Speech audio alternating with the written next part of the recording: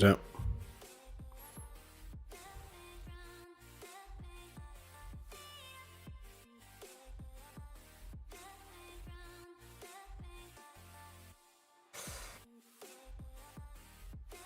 Hello everybody and welcome to the UK&I Radical Race Series here for 2022. It's Season 2 and Round 2 of this championship. Now we've had the first round at Tsukuba last week where John McCutcheon was victorious. Simon Edwards just behind him, and this week it is Road America as we plough on with this championship. 12 races once again to see who's going to be the UK&I Radical Race Series champion once again. These are the championship standings. It's fairly academic after only one round, but these are the race results basically as to what happened just 1 week ago. As I mentioned, McCutcheon followed by Edwards, then Sergio Martinez did a good job of things to get up into third, then Colin Wynn with a good performance himself, Michael LeMay top 5 as well, Paul Crabb, Paul Clark, Phil Jocelyn, Dave Kirkman was inside of the top 9 or so. But yeah, they are how we ended up after last time. My name is Ewan O'Leary. I'll be alongside Dan Handover for this one. Dan, good to be here once again. More radical action here this time at Road America. We're getting quite deep into qualifying at the moment, and John McCutcheon already looks like he's picking up from where he left off 1 week ago. Well, he certainly is. Yes, good evening, everyone. Apologies for the small audio issues that we had there. But yes, we are back. And as you mentioned, I'm joined by Ewan O'Leary for hopefully at least the majority of the rounds for this season. And yes, John Hutchison is sort of sailing away at the moment, 6/10 ahead of Simon Edwards. However, have a look at qualifying further down the order. I don't think there is a gap past John Hutchison. I don't think there's actually a gap bigger than that 6/10. And that's looking down. We've got 24 cars out on track as John Hutchison goes a little tiny bit wide and has a bit of a spin. The gaps are insanely close. This is going to be a very, very good race. We saw the racing at Tsukuba. Tsukuba was a very an enjoyable race. It was certainly an exciting race. I certainly enjoyed watching it. Didn't seem like the most... The people weren't too happy with the combination, which was interesting. I thought it'd actually be an absolute blast, but I can imagine a short circuit like that is always a little bit tricky. Track like this, I mean, this is worlds apart different. You could not get any further from different than Tsukuba. Mike Buston, look at that, it's just got into P2. Very, very close, and do you know what? That's very close to Simon Edwards, in fact, who's just come across the line. He's not improved on his time, but it does mean that those times, it has come down to half a second. So it's still a fair chunk away, but half a second is half a second, and I reckon that could be within slipstream. Is that Paul Crabb that's just gone into P2? It is. Paul Crabb up into P2. What a time that was. And I tell you what, Graham Brown's looking pretty fast as well. Does he improve on his final lap time? He doesn't, but it's very close. So there's still a couple of people yet to finish their final laps. But, okay, 0.6 of a second since we started this conversation, Ewan. It's now 0.2 of a second. Yeah, absolutely. Very close indeed. Paul Crabb's done actually a very good job there to get only 2 tenths behind. So fair play to that one. Fair play to him for that one. But yeah, as you mentioned, just behind those top 3, we'll say it's very, very close indeed. There's not many very big gaps unless you get outside the top 20 where things start to get a little bit bigger there. But yeah, it is very close, and that does all lend itself very well to good racing. As you mentioned as well, the slipstream is going to be very helpful here. Because there's a couple of long straights, particularly going down towards turn 1, obviously, at the front straight, and down towards what is turn 5, or what is called turn 5 anyway. We'll have arguments over that, but yeah, it's a very long straight indeed, and the slipstream will help to keep things together just a little bit around this lap. Well, it certainly will, absolutely, as you say, and as long as people can travel relatively close within one another, it is certainly going to be a very, very close race indeed. Here are your good results for round number 2. So we do have John Hutchison on pole position, followed by Paul Crabb. Then Mike Buston rounds out your top 3. Simon Edwards in P4.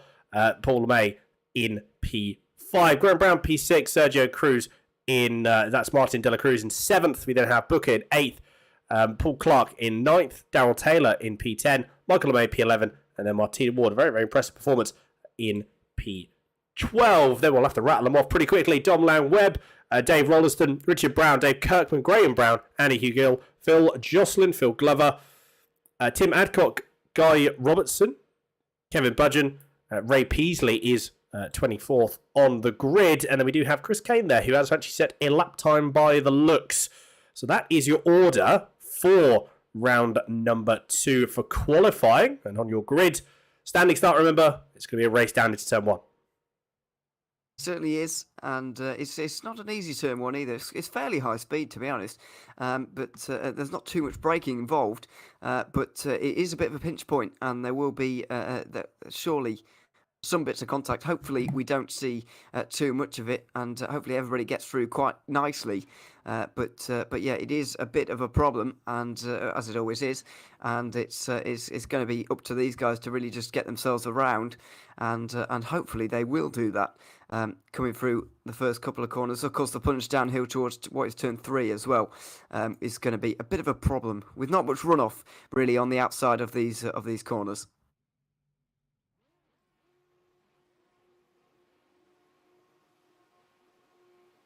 Here we go then. The lights coming on now. 5 red lights here at Road America, and we're underway once again for the UK&I Radical Race Series. It's a very good start from John McCutchinson on the front row there, absolutely cleaning up with Paul Crabb alongside him. It's a long run down here into turn 1, so he's got a lot of time to set himself and get himself down the inside into turn 2 as Simon Edwards makes contact with Paul Crabb, and 4th place goes off the road as well. Deary, we said there was going to be contact at the start. Unfortunately, there has been. Wasn't expecting it to be quite so far up the field, but 2nd, 3rd and 4th on the grid have all gone off at turn 1. Certainly not the best of starts, no, very, very true, and it's very unfortunate that happened early in the race. There's 12 laps to go, though.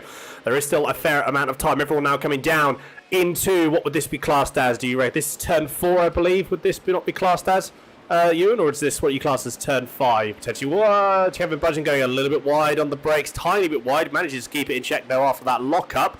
It's still pretty close to the front, though. Surprise, surprise, John Hutchinson has decided that he wants a gap of 1.6 seconds. Already look at that gap already that he's just pulled out, so he's certainly not messing about, taking advantage of what happened at that start, which you might see if we can grab a replay of that in a few moments' time. Everyone's still managing to go fairly straightforward. Ray Peasley has had a incident. We're going to see if we can get a replay of that as well, as they now come down, going into the fastest sections on the circuit. We've actually got, apologies, so this is the additional loop here that you normally have. Now, what you would normally do in one of the more standard configurations is you would have that run all the way through this right-hander coming down. It would be flat out all the way into the final braking, one of the final braking zones. But they've got the additional, what we're using today in the Radical Race Series is that additional little sort of loop that you have in there, which does add another additional braking zone, adds a little bit more potential opportunity for overtaking. So it's good that they've got that in there. But it all seems to be relatively straightforward at the front and seemingly throughout the rest of the field. Yes, it's still going quite nicely throughout the rest of the field, apart from what happened here. This is Simon Edwards going down the inside of Paul Crabb into turn 1. Totally entitled to do so, but just made a bit of contact. Mike Booston didn't really have anywhere to go here, and so it got into the side of Edwards there. Made a bit of contact, and he dropped all the way down the field. Going to be very interesting and very exciting, probably, to watch them try and come through the field afterwards. This is maybe some other bits of contact that maybe happened that we didn't see. Ray Peasley down the inside of on the curb. Somebody there, and just getting things a bit wrong on the curb on the inside there. Trying to avoid contact, understandably, but you can't quite go that much up that curb by the looks of things, because you will end up spinning around quite easily. But yeah, already the straights keeping things very close together indeed. The slipstream playing its role, and setting up battles like this. There's all kinds of positional changes going on. I think there may have been something going on down here. Oh my goodness! My goodness me! There's a lot going on there at turn 5. Clearly been a lot of contact there involving a lot of cars, unfortunately. Wow. Okay, well, I mean, a replay of that's going to be needed. That was Graham Brown, Michael LeMay, I think, there. I believe there was also Guy Robertson that got involved. So pretty much everyone that you could imagine that got involved did get involved. Unfortunately, certainly not what we wanted. Yeah, that's going to be certainly an interesting replay, to say the least. The gaps have opened up, actually, surprisingly, after that, as you would imagine. So you can see a couple of gaps now, 2.8 seconds. Martina Ward, 5th position currently. Fantastic performance for the number 23 MJ Racing. 5th position. The gap's 3 seconds to Paul LeMay, just up ahead. And he's got a gap to Sergio Martinez de Cruz in P3. So potentially another podium on the cards for de la Cruz. We will have to wait and see how that materialises. Here's one of the drivers that's going to try and work his way back through. Simon Edwards. He's got a bit of damage on the rear. And considering he took a bit of a hit, I don't think the damage actually looks that bad. He seems to be lapping at a relatively consistent pace. And he seems to have got, you can see a bit of damage on the rear left, on the rear right quarter, in fact. So he does have some damage that he's nursing. But if anyone is able to push through, it's certainly one of them is Simon Edwards. Yeah, absolutely. It just shows really some of these guys up the front right now what you can do if you stay out of trouble in some of these races, especially this one. Judging by what happened there at turn 5 and turn 1, I guess everybody got 3 free positions, which is pretty handy really. But yeah, there's a number of good performances now up the top end of the field. This is Graham Brown recovering. I wonder if there's been even more contact afterwards, but it doesn't look like it. We'll just wheel it back a little bit further to see what's going on there. Goodness me. It does look like that's a lockup. There's a lot going on.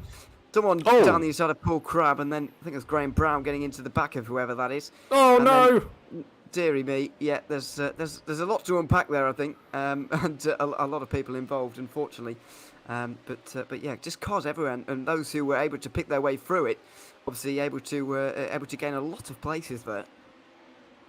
Well, certainly. So if you're able to get through that, then you're almost guaranteed 3 or 4 positions. Certainly so.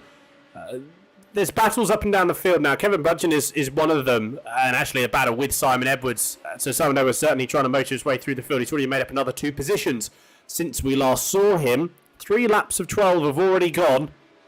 So we've still got a fair ways to go. This race will rack up quite quickly. These laps will rack up pretty quickly. In the braking zone here, nothing there. Paul Clark was having to defend by Dave Rolderston a little bit there. That may compromise him on the exit in the very, very striking Tiger liveried car. So certainly can't say I've ever said that in my life before, but there we are. Up the front, at the front, this is the battle for. This is going into the battle for the final podium spot. Paul LeMay versus Sergio Martinez de la Cruz. Kevin Budgeon's had a bit of an off, so's Paul Clark again. Big incident there.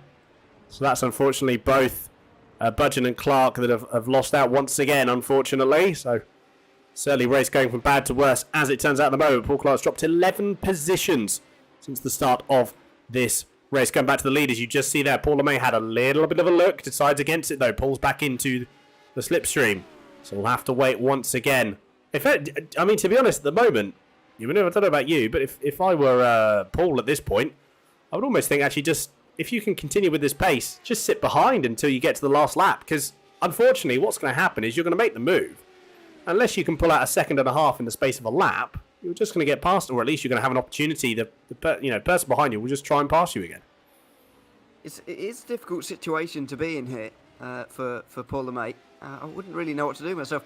Because behind, the gaps aren't exactly closing. Like, if they start battling a little bit, they're not going to invite too many others into this one because the gaps are so big just behind. But Martin Booker's not that far up the road, so if he wants to actually get second place here, then he does need to get himself through quite quickly. But, as you say, he will come under fire from Sergio Cruz once again on the next few laps. So he's in a bit of a precarious situation, really. And it's difficult to know what to do. I think I think leaving it till the last lap is always a risky game, especially if you're not even attempted to go through yet. As we've seen another incident, Mike Booston looks like he's involved in something there again with David Rolliston. They were battling, of course, and they've made a bit of contact and both gone off the road by the looks of things, inviting more battles and more positions gained for some of these guys. Certainly, so let's have a quick look at it. I think it was Andy Hugo got involved as well. So Andy Hugo goes off. I wonder. That looked to. I think it was David Rolliston that couldn't really do much there. He came back on track. I mean, he held the brakes. He did what he needed to do. Unfortunately, that brake that he did grab just actually pulled him into the line of fire for Mike Busson then. So that's certainly an unfortunate incident. Nothing that really could have been done differently, I don't think, apart from not going off in the first place. But everyone goes off, you're trying to push. Again, these times are so close, you've got to push, you've got to make sure, but you've got to try and get your head down and crack on and make some positions up. So if you push slightly over the limit, these cars aren't that forgiving, if I'm honest.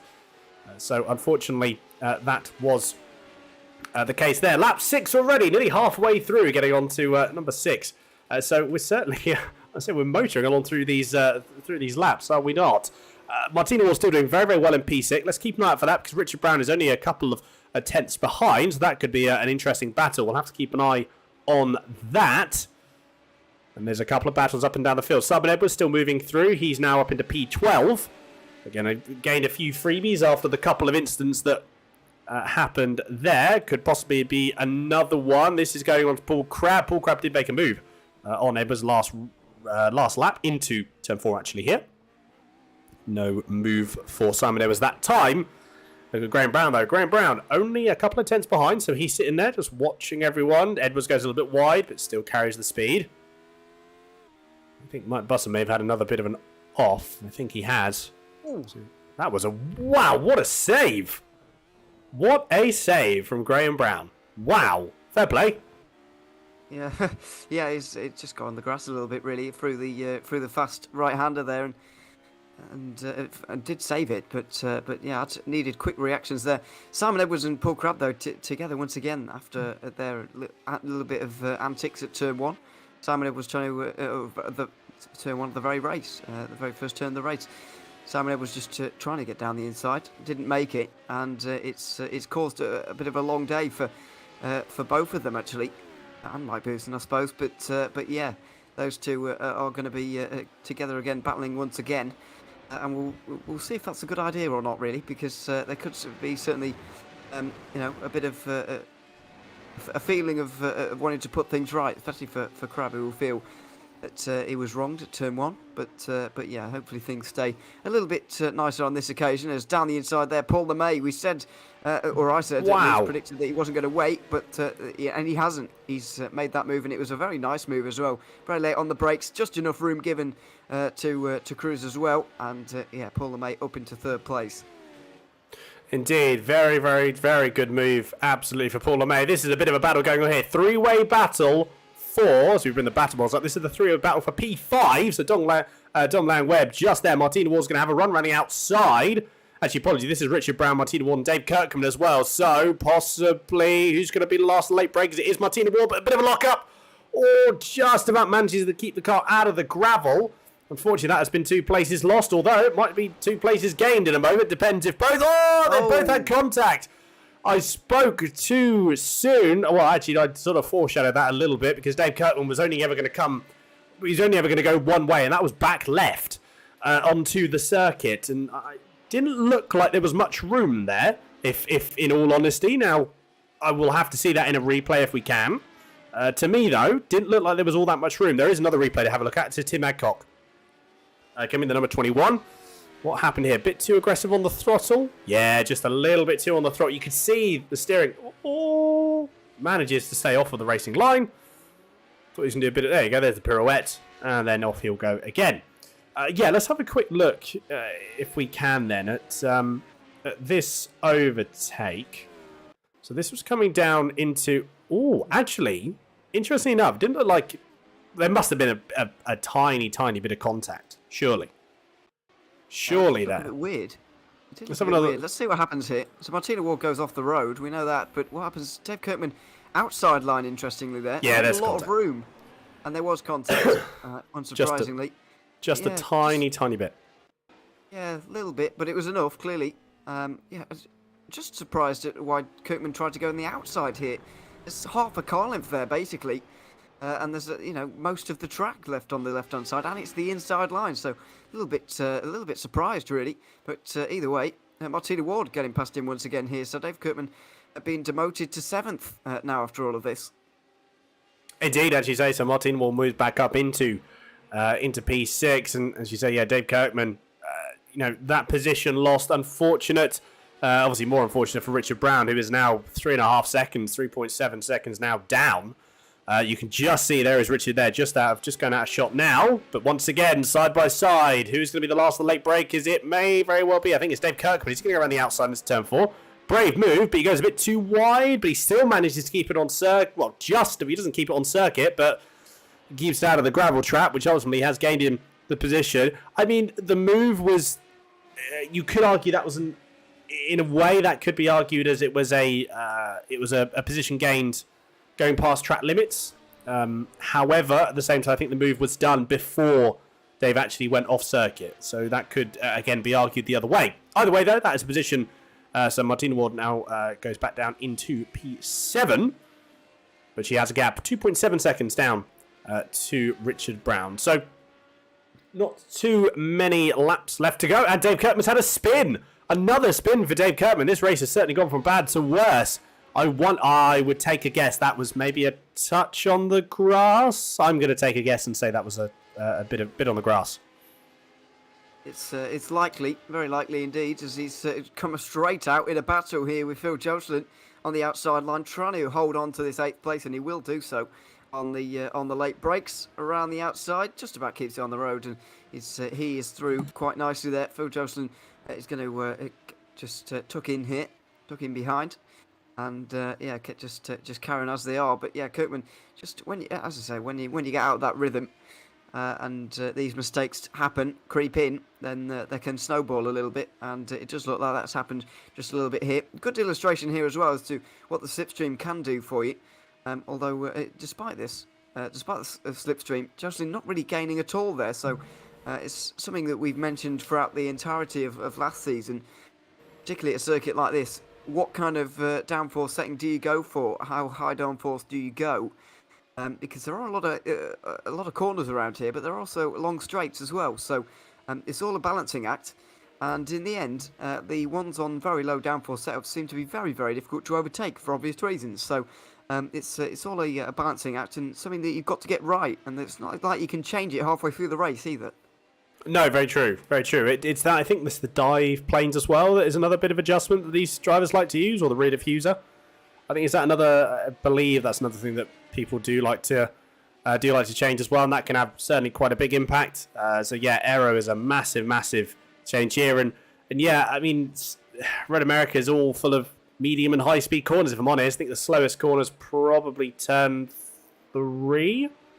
I'd potentially say. Maybe as we're coming down into this, I can't for the life of me, can't remember what this right-hander is called. It does have a name. For the life of me, it eludes me.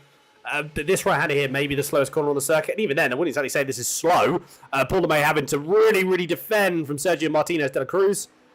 Manages to defend for one more lap. Close as you dare. Both kick up a bit of dust. Lap 8 out of 12 here.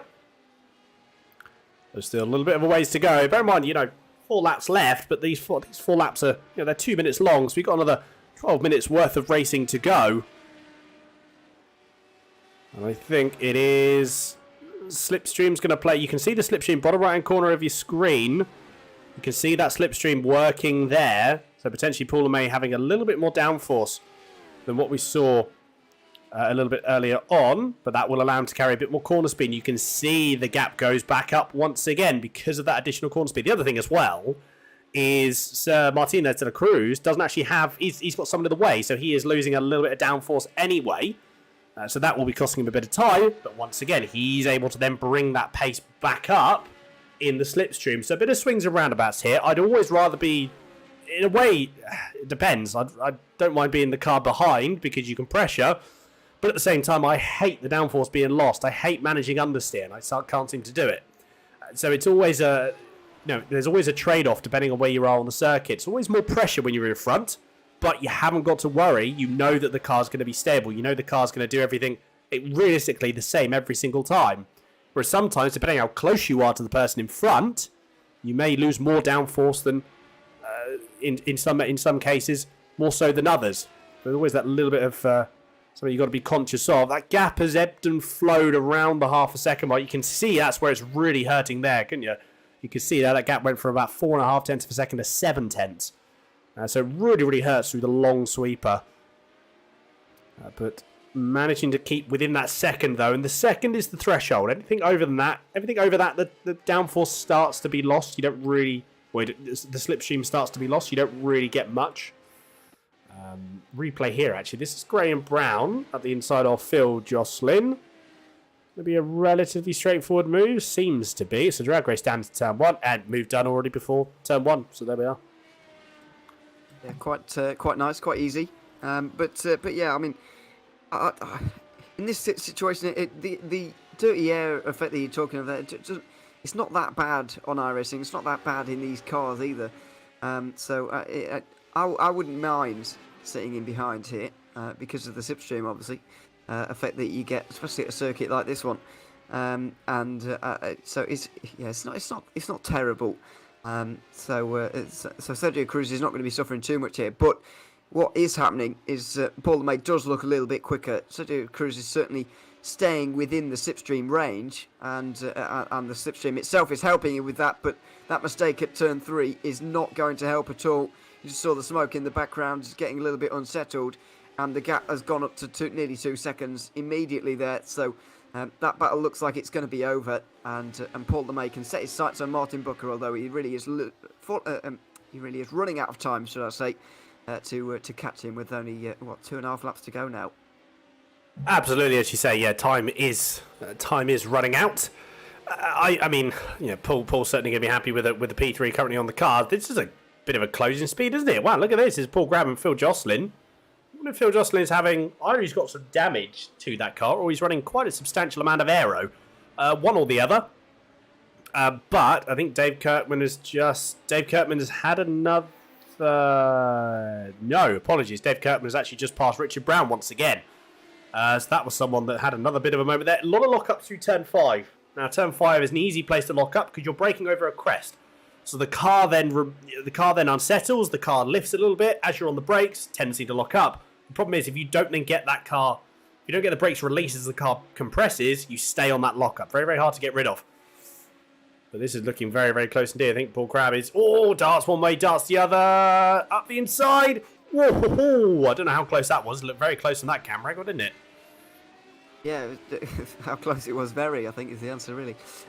It just had to pull out at the last second there. Paul Crab, of course, after that little incident at the start of the race, just coming through the field for the entirety of the day, and he's going to be wishing this race was a bit longer, really, because he certainly is quick enough, but just getting through the cars is difficult. That's a nice move, though, through out of Canada corner, out on the cutback into the top 10. Very nice indeed. Just let Phil Jocelyn run that one too deep into the right-hander. And Paul Crab able to easily go through there into 10th place. But with only 2 laps to go now, is he going to be able to get any more? Graham Brown is next, but at nearly 3 seconds up the road, I think this may be the limit for Paul Crab, and he's going to be disappointed with that after his qualifying performance, especially where he was second. Yeah, certainly so. I mean, It's always a way. I think Graham Brown had some really, really good pace. You can see there's a bit of damage on the back of Crab's car as well, so that won't help. Yeah, the gaps were so close in qualifying, and the gaps are also really close in terms of pace. Graham Brown's fastest lap has been a 2:05.35. Jocelyn's and that was Paul Crab's 2:05.35. Then Graham Brown's is 2:05.62.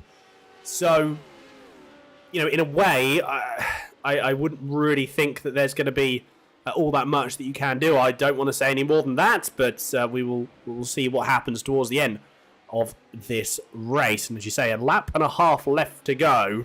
Once again, John Hutchison, I mean, again, he only had about 7 seconds of screen time last race, so you better give him some screen time now. 8.1 seconds ahead. Not the gap that we saw in round 1, but certainly a gap nevertheless. Martin Booker, P2, you can just see going through Canada Corner. That was the name, Canada Corner. I knew it was called something, but I couldn't remember what it was. And there we go. So, outside of, on the exit of Canada Corner, will be for the second to last time, as we will have John Hutchison go across the line. You'll see that lap counter tick to 12 in about 3 seconds' time. And there we go. Last lap, the white flags have been waved. Again, that race has absolutely flown by. This is a very, very fast... It's a great combination these days. Road America and these radicals, really, really good combination because they're fast enough through the high-speed corners, but you've got a good amount of slipstream advantage as well. This is Dom Laguerre versus Sergio Martinez de la Cruz. Was that round the outside by Dom Laguerre? What a move that was. Wow, fair play. Can't really argue with that, can you? That was a very, very good move there by Laguerre. Now, De La Cruz does have an opportunity to get back here. He's got to stay within that 3/10 window, and it's going to have to be a bit of a send here. The gap's gone down to 2/10. Is he going to pull out? Is there going to be a move? I don't think he's close enough. He dives to the outside, but no, nothing quite yet. So he can't get back through. He needs to stay within that 2/10, really, as they go down into, into Canada corner to even have a chance. At the moment, it's not looking good. Yeah, he's running out of time here, and so's Phil Glover, I suppose, if he wants to get through on Jocelyn right now into turn 5. Pulls to the middle of the road here, making Glover decide.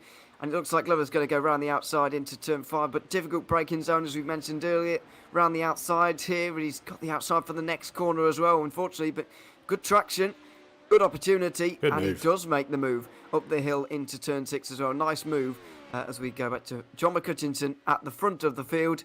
Once again, complete domination from him, looking to take his second race win in a row. Certainly so. 2 out of 2. And at the moment, he's got the trifecta. He has got the pole position. He will, hopefully. I'm not going to say anything just yet. Let him get through the last corner first. He seems to have got the win, and he's got the fastest lap currently. I don't think anyone's going to beat the 2:04 dead that he has set this race. John Hutchison takes race win here at round number 2. You can see he's quite happy with that, can't you? Very, very impressive stuff indeed once again. So 2 out of 2 for this man here. Martin Booker will come across the line in a few moments. There he is, coming across the line in P2. You'll see Paul LeMay, a very, very good performance there. Managing to pull 3.5 seconds off De La Cruz and Donglang Webb. Manages to come home in P3. You can see there does Donglang Webb, who managed to stay ahead of Martinez De La Cruz. Very, very good stuff indeed. Martina Ward, again, fantastic performance in P6 overall. Very, very impressive stuff indeed. A little bit further down, though, still a bit of a battle. Might be a bit of a drag race here, actually. What's it going to be? Phil Jostin versus Ray Peasley. The slipstream hasn't come into effect yet, and I don't think it's going to. It's not going to be enough. No, there was no slipstream at all there. Made no difference, so position stayed the same there. Yeah, so a couple more drivers are coming across the line now. You've got Graham Brown. Certainly not the best race. His car has seen better days. See, it's got quite a bit of damage to the wing. That will be costing several amounts of tenths.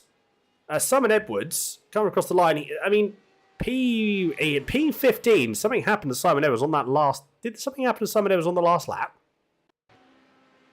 Oh, I don't actually know.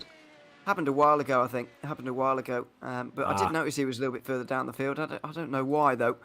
But yeah, not a day to remember for him. Oh, that'd be why. A reason.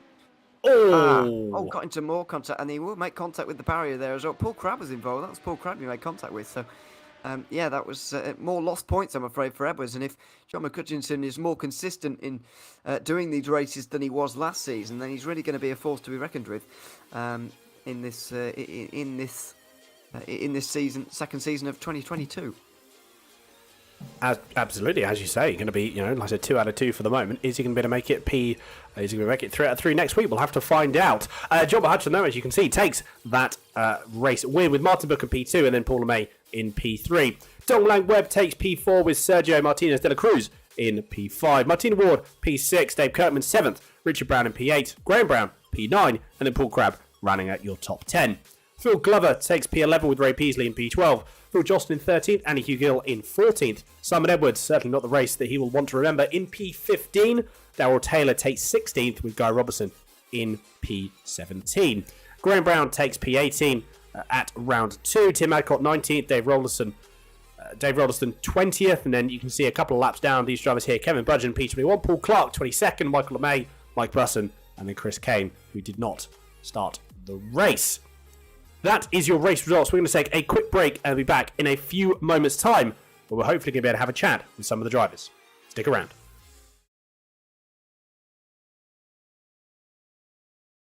This is iRacing, the world's premier online racing. To experience today's newest form of competitive motorsport, virtual racing, all from your home PC. Race virtually in endorsed series from NASCAR, IndyCar, IMSA, the World of Outlaws, Aussie Supercars and more. Take on legendary circuits like Daytona, Silverstone and the Nürburgring. Join iRacing's global online racing community and get on track today at iracing.com.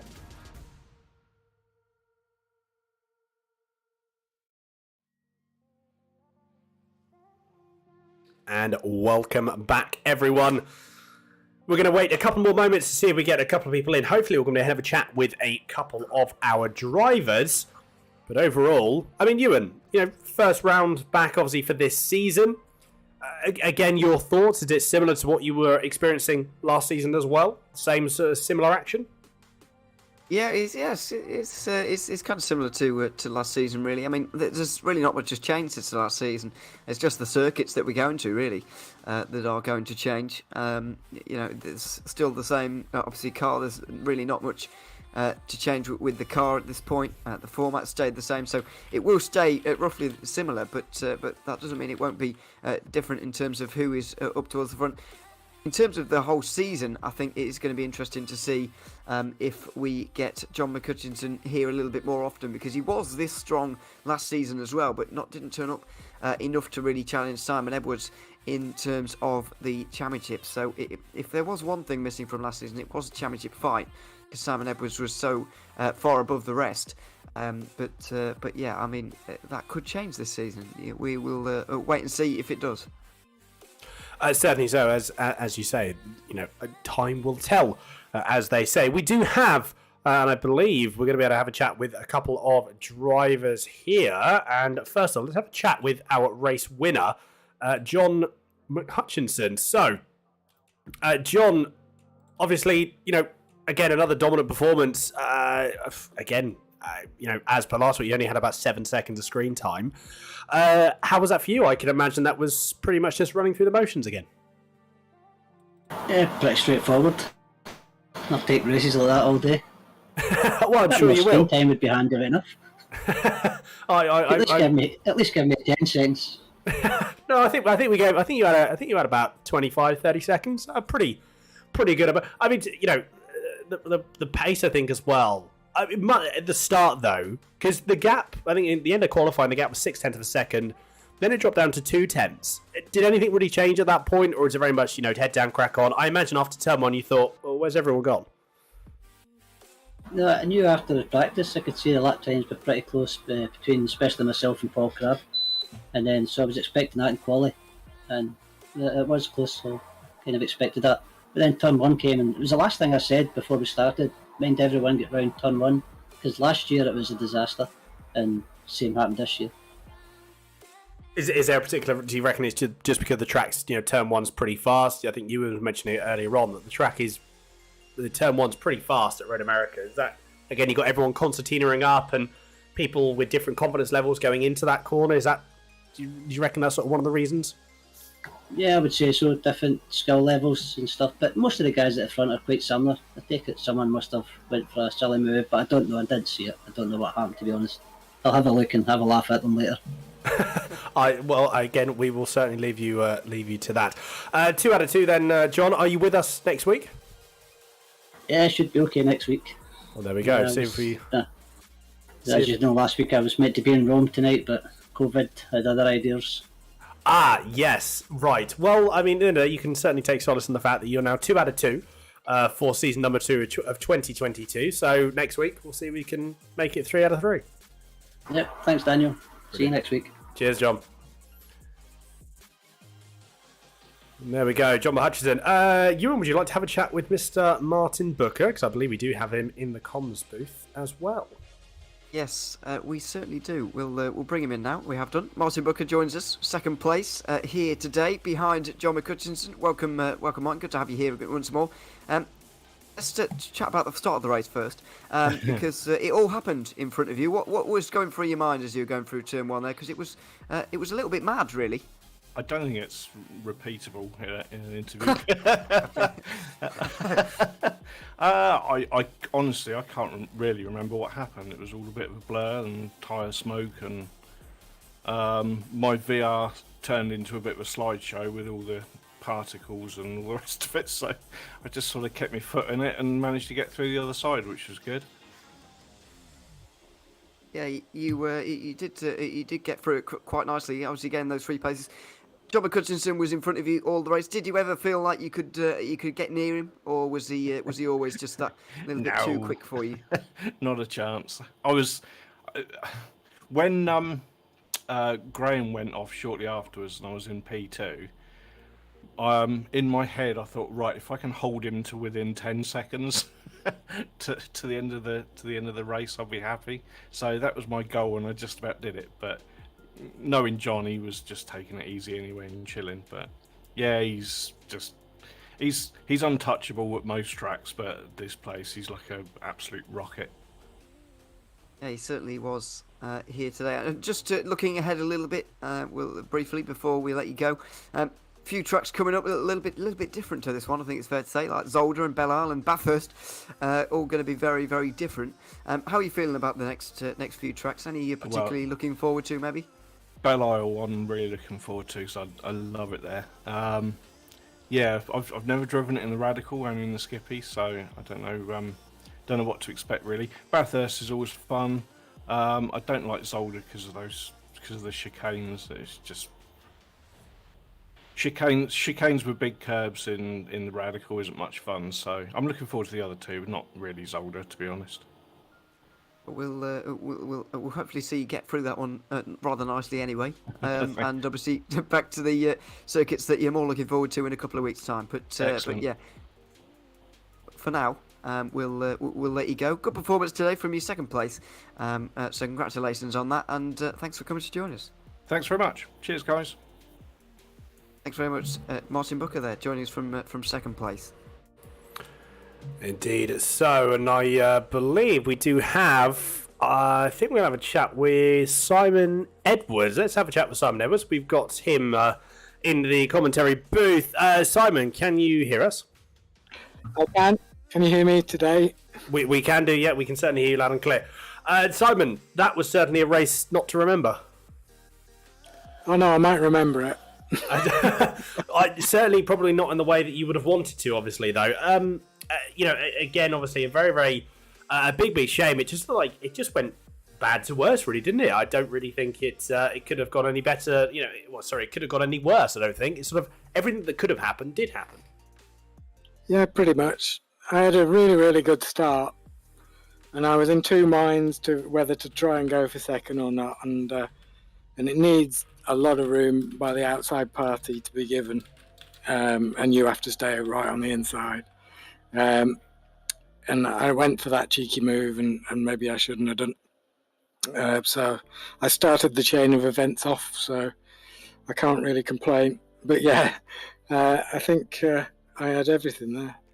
I'd got a lot of damage to the rear geometry or something on the on the right rear, and I was having real trouble in all the left-handers. So it was certainly entertaining.